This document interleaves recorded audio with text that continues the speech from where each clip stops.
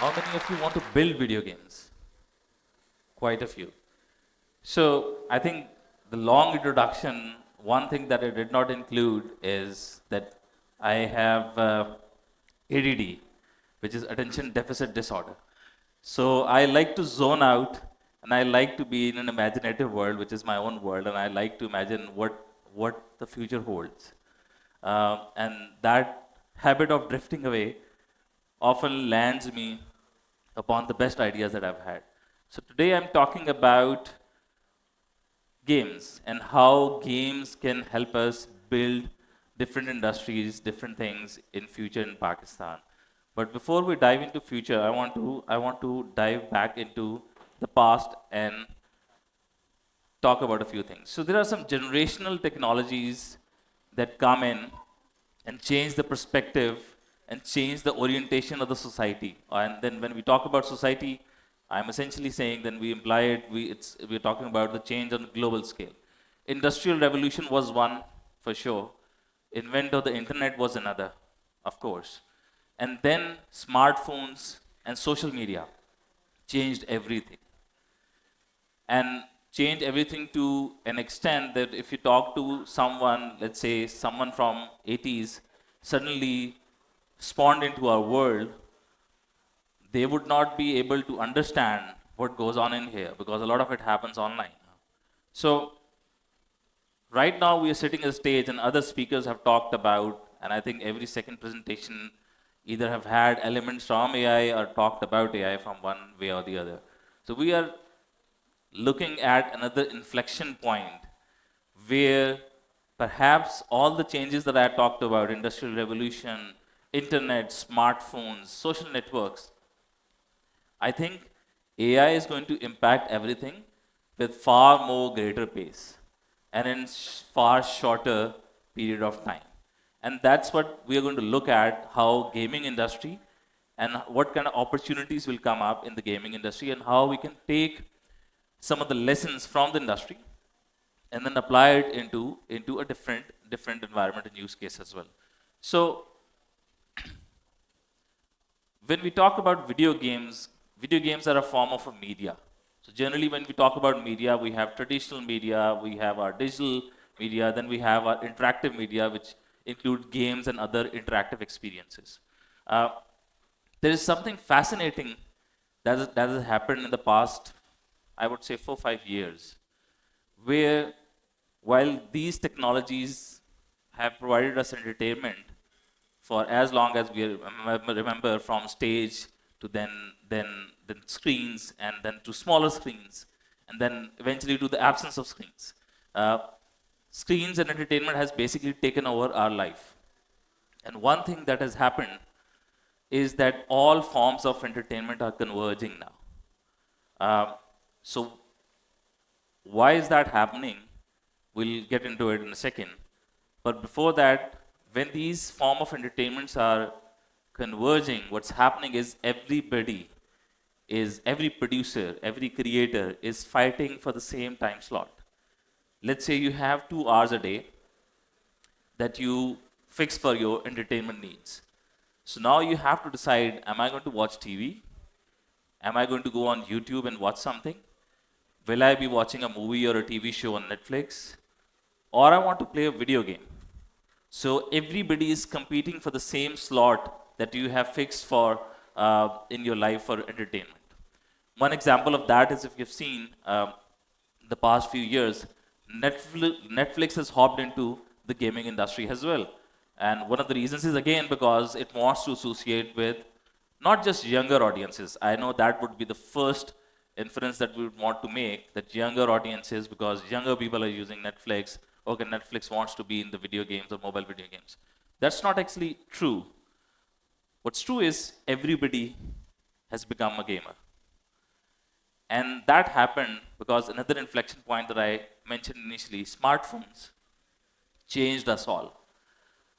They had internet and then smartphones, and then social media had huge implications or effect on our personalities and how we interact with different forms of how we go about our daily routines as well. So what has happened is in the past 50 years, for as long as gaming industry has been around in form of digital gaming industry. When I asked you guys how many of you play PC games, I think about 30% of the audience raised their hand.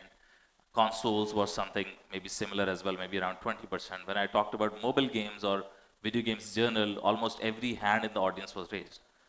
And that change has happened because the definition of games and definition of gamers has essentially changed. How many of you here know Candy Crush? Almost everybody. The target audience for the primary audience for Candy Crush is 24 to 48-year-old women.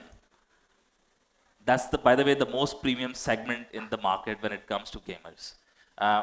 And that game in its 10th year makes $1 billion every year.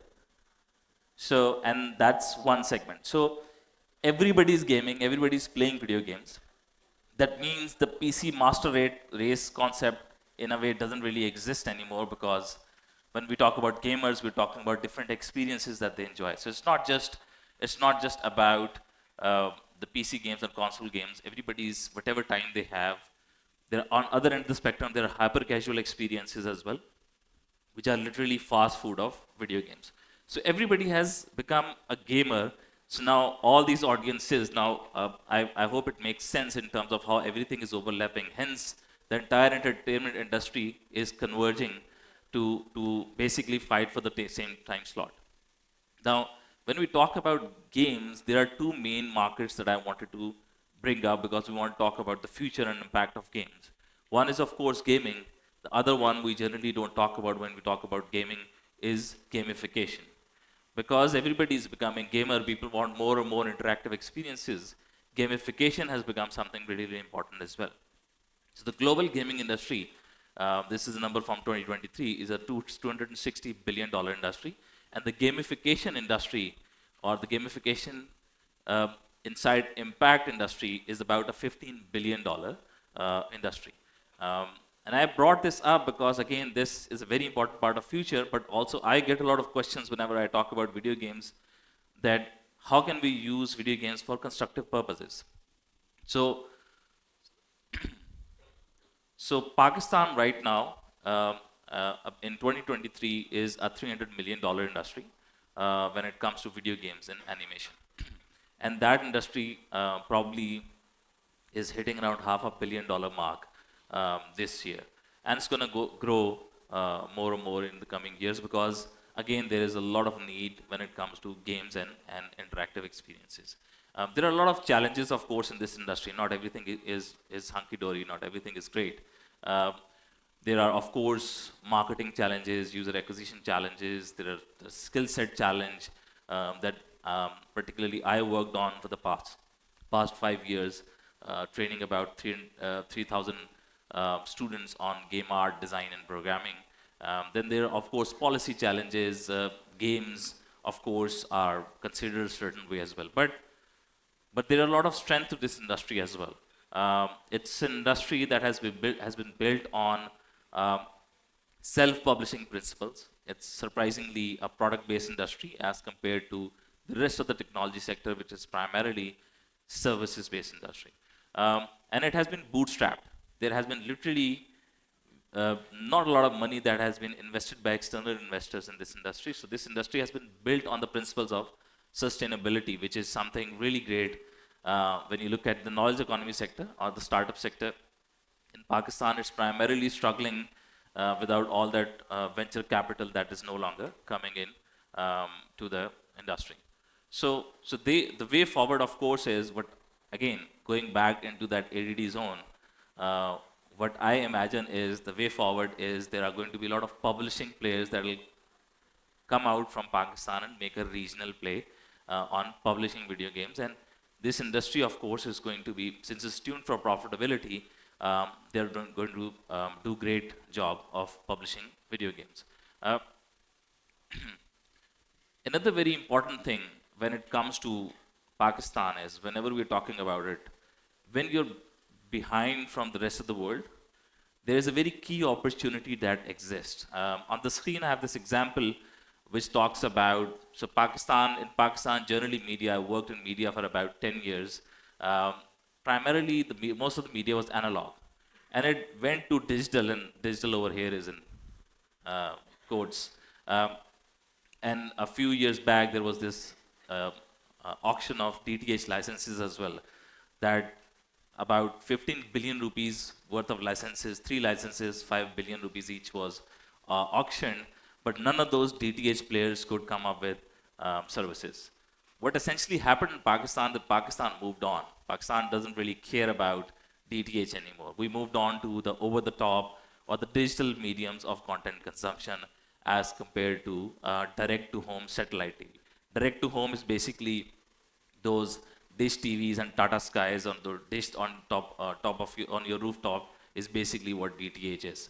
Um, I feel there is similar leapfrog that's going to happen because Pakistani industry was built on organic growth. With the age of AI, we're going to skip a generation. We're going to go to the next stage. And so what's going to happen here? There is something really important that happened about 12 to 14 years ago, uh, which was, of course, with the advent of smartphone and social networks. UGC, user-generated content, came into being, and I launched a company in 2007, which was at the very cutting edge of user-generated content. That's how I got into media. That company ended up raising venture capital as well back then.